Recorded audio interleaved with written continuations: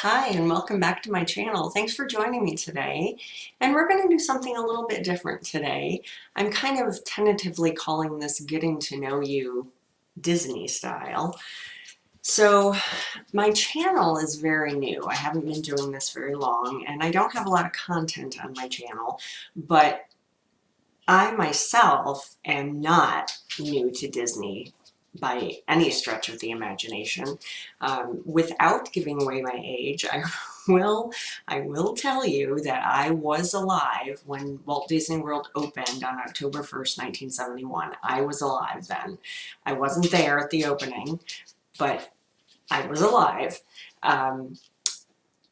So with this video, I want to talk about some cool things that have happened like through my childhood growing up with Disney and show you some vintage photos that, my family took while we were at the Disney parks when I was much younger.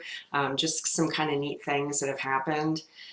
Things that maybe don't happen to everybody that doesn't have the luck to grow up in Florida. So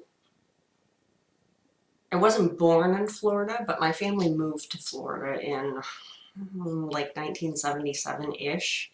But before we moved there, we had actually made a trip as a family to go to Disney in 1974. I have no recollection of that trip. I was very young, but I was told that I had fun, so I believe it. But the first really solid memory that I have, like really great memory that I have at Disney, was I believe it was around 1977, maybe early 1978. I know that at that time, Disney was celebrating the American Bicentennial, the 200-year anniversary of the United States. And they were doing a parade through Liberty Square. And my mom and I were in Liberty Square. We were just sitting somewhere, just, hanging out, just taking a break, taking a load off our feet. And these two cast members, two gentlemen that were dressed in kind of Revolutionary War costumes, came up to my mom and I and asked me if I wanted to be in a parade. And of course, I thought that was fantastic. Yes, I want to be in a parade. And they asked my mom if it was okay. And she said, sure. So off I went. They gave me this funny little bonnet to wear in the parade, and they told me that I was the daughter of the American Revolution. So that day in Disney World and that parade, I was the lucky little girl that got chosen to be the daughter of the American Revolution. And I'll show you this picture that my mom took of me with my little bonnet on, standing next to some cast members in the parade. And look at my pants. I don't know, a lot of you may be young enough that you don't remember Holly Hobbie, but if you grew up in the 70s and 80s, you may remember Holly Hobbie. And the pants that I'm wearing in this picture are my favorite pants at that time. I wore them all the time. They were my Holly Hobbie pants. So the top was kind of a khaki color and the bottom had Holly Hobbie all over it. So that was what I loved. That was my favorite pair of pants back then. So that was a really cool memory, and that's the first memory that really stuck with me when I was a kid at Disney. So my family moved to Florida in about 1977-ish, and we settled in an area that was about an hour and a half away from Orlando. So it was well within reach to be able to go and have day trips at Disney World, which is what we did. My entire childhood, I never stayed at a Disney hotel. We would do day trips. So we would get up early in the morning and we would drive to Disney World, park in the parking lot, and take that awesome tram. I loved that tram when I was a kid, that really long tram that would weave around the parking lot and take you to the entrance of Disney World, where you would buy your tickets and get in the park and start your day. Um, I I don't know if a lot of you remember the older rides that aren't there anymore, but I loved a couple of my favorites were Mr. Toad's Wild Ride, which is no longer there, and I'm very sad about that, and probably a lot of other people are too. And the other one is 20,000 Leagues Under the Sea. So I love that ride. Even as a kid, though, I felt it was a little bit cheesy, like it was really fake, but nevertheless, I loved it. I loved it. I mean, that was a must-do ride. Every time we went to Disney, we did 20,000 Leagues Under the Sea. And every time I thought it was completely cheesy, but I loved it anyway. And I was always kind of sad that they just did away with it. I was always sad because I thought, gosh, how cool could these Imagineers have made 20,000 Leagues Under the Sea? You know, update it and make it into something that's just fantastic. And I'm kind of sad that they just tore it all down and it no longer exists. It's kind of a bummer. But I'm glad that I got to experience it. The other thing that I wanted to mention is that in the 70s, probably early 80s, if you went on the Peter Pan ride, the mermaids were not wearing bathing suit tops. Okay, this is some scandal stuff, people. I don't remember what year or what time frame they painted the bathing suit tops on the mermaids in Peter Pan's Flight, but I remember as a kid growing up going there and noticing that they were naked from the waist up. There was no bathing suit, but you know, it was the 70s. You could get away with that in the 70s. They sold ashtrays at Disney World in the 70s. They don't sell ashtrays anymore at Disney. That's not a thing. Now, I wanted to show you this picture of me and some of my family standing in front of the original Cinderella Castle.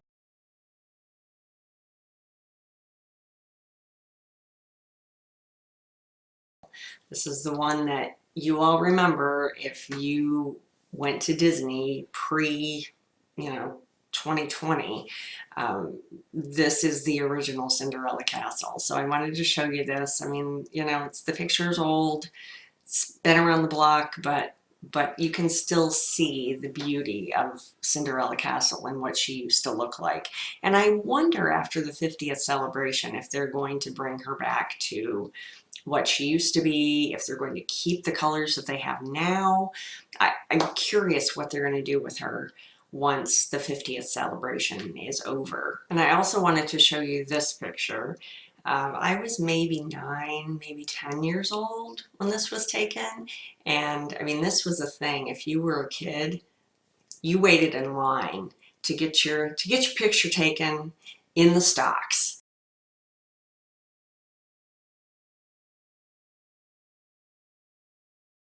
And I had a long period of time when I was living like 4,000 miles away from Florida. And I didn't go to Disney for many, many, many years. And when I recently I went back for the first time in like 15 years. And I was so happy to see that the stocks are still there and people are still enjoying them. Kids, adults, doesn't matter. But I wanted I wanted to show you this picture of me in the stocks, just being a goofball.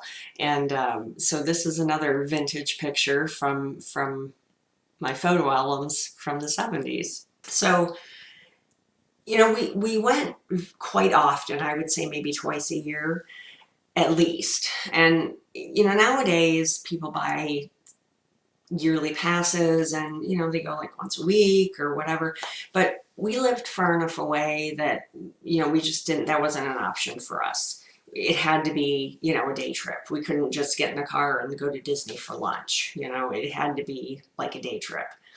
So we would go usually twice a year. And it was always something we looked forward to, always. I was always so excited I could never sleep the night before. But so I spent a lot of time in my childhood at Disney World, and when people ask me, I jokingly say that's where I grew up. I grew up at Disney World. Um, so the next kind of cool story was when we graduated, when we were seniors in high school, me and my group of friends in high school. So in Florida, I don't know if they still do this, but back in the 80s, when I graduated from high school, wow, that was a long time ago. Back in the 80s, they did something called Grad Night, where they would close the park in the evening to regular guests. And then I think it was something like 7 p.m., they would open the park to all the Florida high school students. So your parents would drop, they would drop you off in the parking lot of your high school where there would be buses waiting, like the nice coaches, the really nice, comfortable coach buses. They would be waiting, and they would separate us up and get us all on buses, get us organized, and off we would go. So it wasn't just our school; there were schools throughout Florida that participated in this. So it was basically like 7 p.m. to 7 a.m. So I think I don't remember. I think we left. I don't want to say we left like 5 or 6 in the evening, got to Disney, and got to spend the entire night, overnight, at Disney World, riding the rides, enjoying all the food. We did pretty much what we wanted, and it was just us. It was just all of our friends.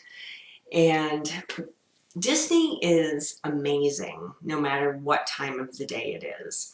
But there is something really, really magical about Disney at night.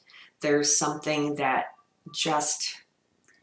you just can't quite put into words about how amazing it is to be able to see and walk through all of Disney World at night, to ride the rides at night. It was probably one of the best Disney trips that I ever had, just because of that, because it was so familiar and yet so different and so beautiful, with all the lights lit up and Cinderella Castle lit up. It was such a great night, and we had such a fantastic time. And I think it was like drop off at the high school for us was 7 a.m. So, parents came and picked up the kids at 7 a.m. and then we went back home and slept all day because we'd been up all night having fun. So I don't know if they still do Grad Night, but I hope that they do, because it is really something that is very, very special, that there just aren't many kids that get the chance and are lucky enough to be able to do that. It's just really something special. Now, if you went to Disney in the 70s, definitely in the 80s, you might remember a nighttime parade called the Main Street Electrical Parade. And it was like nothing that I had ever experienced in my life. I had never seen anything like it. And, because we went fairly often, I got to see it quite a few times, and it never stopped just making me feel complete awe. It was so beautiful. I can't even explain how beautiful it was. Everything is just in these twinkling lights, and it's amazing. So I have some pictures from the parade, but back in those days, you just had these old cameras. They weren't the greatest cameras. They certainly weren't anything like they are now. So, unless you were a professional photographer, you probably couldn't capture great images. But I do have a couple images from the Main Street Electrical Parade that we took at one of the visits. And of course, it doesn't do it justice, but it's just kind of cool, I think, to show you just give you an idea what it looked like and just show you these old vintage pictures from way back then when they were still doing the electrical parade. So here is one that is, I don't know, it looks like a little bug or something.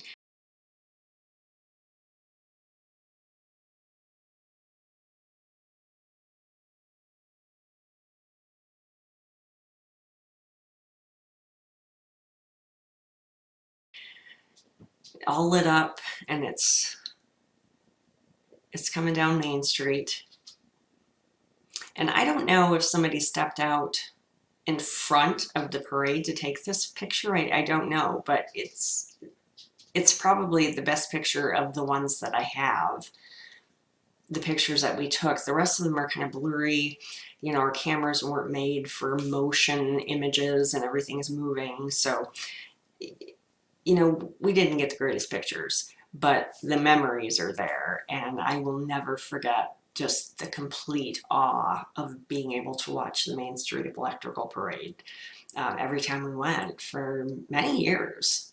Even after I moved away from Florida when I was in my 20s, I still tried to get there, you know, once every couple of years. And I did. And then I moved about 4,000 miles away. And I spent my vacations going back to visit my family.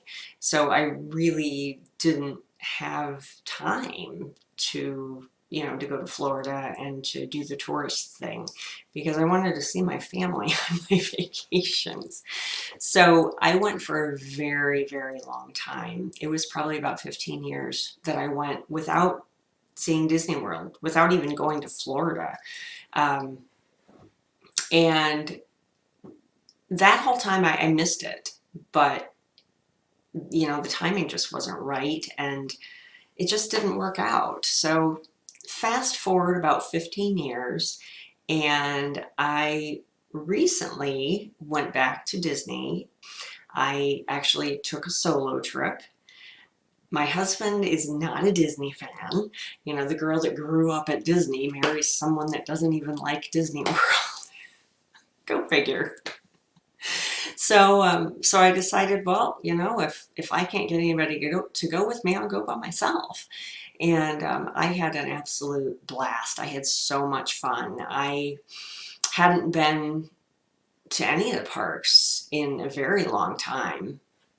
So I was able to see, you know, new things and things that had changed. It was also very exciting.